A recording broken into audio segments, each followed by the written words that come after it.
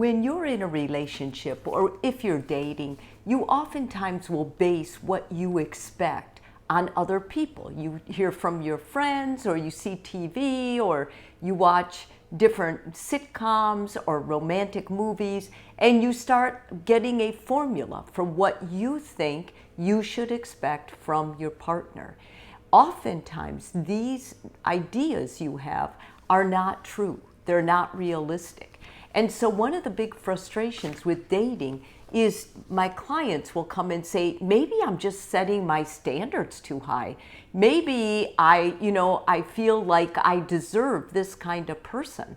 I think it's important to have high standards, but I also think it's equally important to have realistic expectations.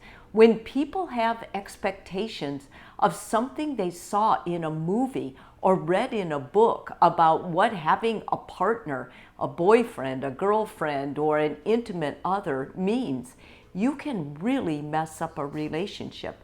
Let's go through what you should be able to expect when you're dating, and then let's go further into, are your expectations? Let's do a self-check on your personal expectations to see where you are with what's realistic and what's just something that is probably never going to work, or if it did work, it would attract a person that you wouldn't want to be around with long. Okay, so first of all, what you should expect. What you should expect is they're willing to be accountable for themselves. They take responsibility. They don't blame other people. Secondly, they're not offensive.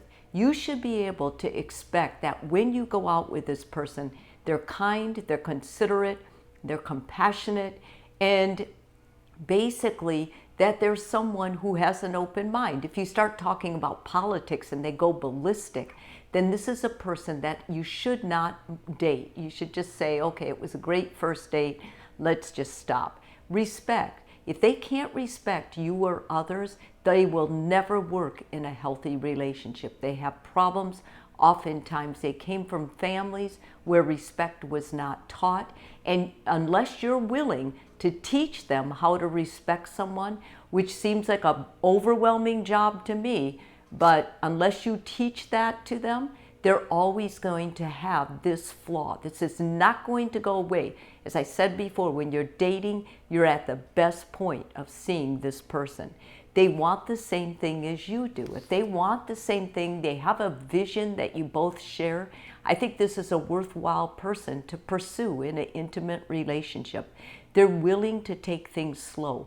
This one category alone can pick up a lot of diseases, a lot of mental health diseases, such as borderline or clinginess or any kind of attachment issues. If they're willing to take things slow and be honest and methodical about it, and they're willing to talk openly with you, discuss things, and not see issues as your problem, but rather the problems that you have to work through together, I actually think this is a great expectation. I think all of these work well in a healthy relationship, and I think you can maintain and keep your standard high. Now, I want to go through this checklist of where your expectations may be, because when I see people who are coming in prior to marriage, so they're dating, but they're thinking of getting married, that have problems, oftentimes it's what their expectations are. First of all, you expect your partner to always look attractive. Let's face it, attractiveness is going to change, and attractiveness has a lot to do with what the two of you are sharing.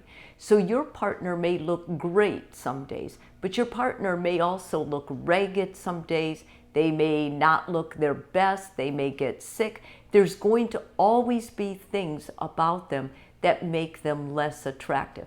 But the most important unattractive quality in my book is that when this person has a really a demeanor that is ugly, a demeanor that is critical, that is cruel. Now that kind of attraction I would be very aware of. Secondly, you expect to have a certain amount of sex on a regular basis.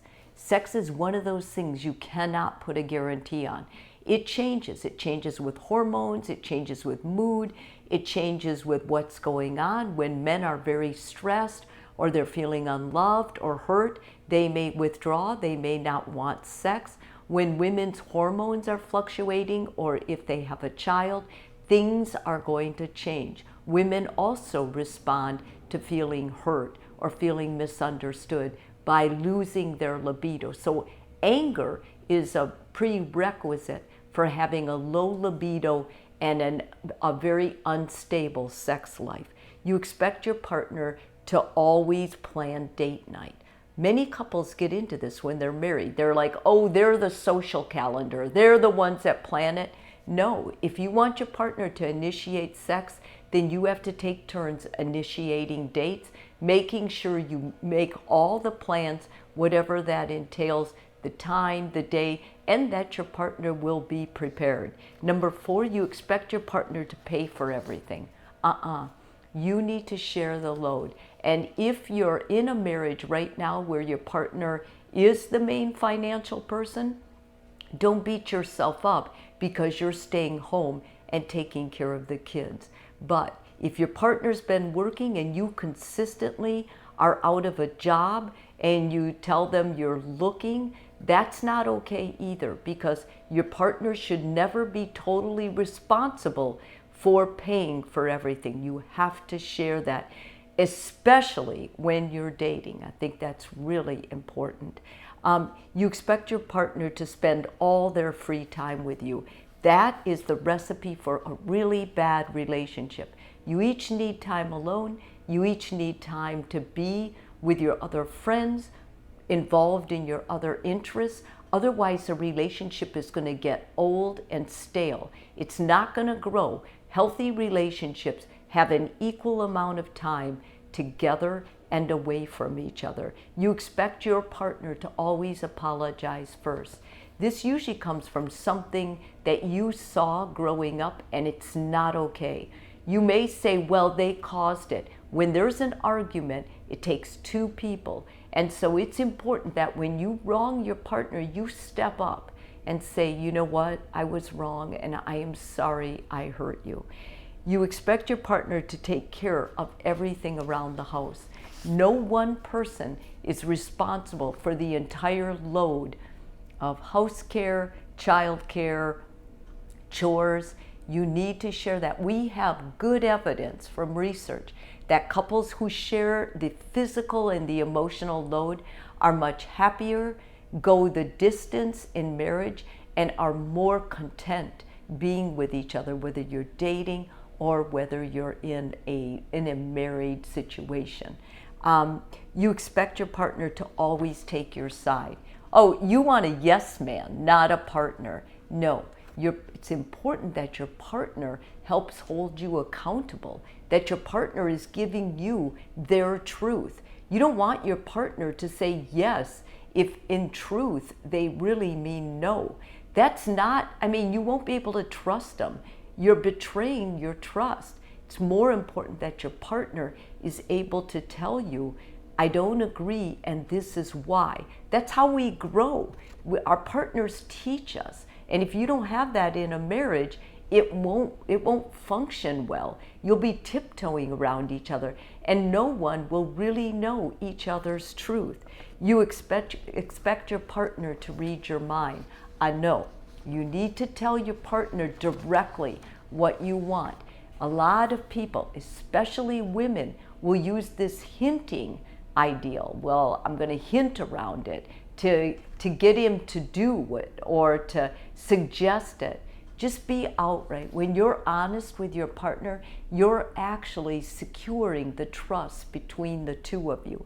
Or you expect your partner to fill every void in your life at all times. There's going to be times in your relationship with someone great that you're lonely. This happens in your marriage too.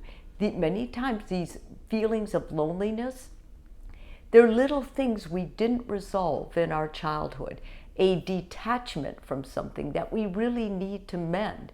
And if you blame that on your partner or you try to fill that space with people or activities, you never get at the bottom of that. So in order to be able to grow, in order to be able to become a better version of yourself, take those voids, take those times when you're not feeling exactly happy and go into them. Journal about them, write about them, figure it out. If these expectations sound at all like you, then I suggest you readjust your expectations before you get into a long-term committed relationship. If this video is helpful for you, please subscribe. And if you're already a subscriber, thank you so much.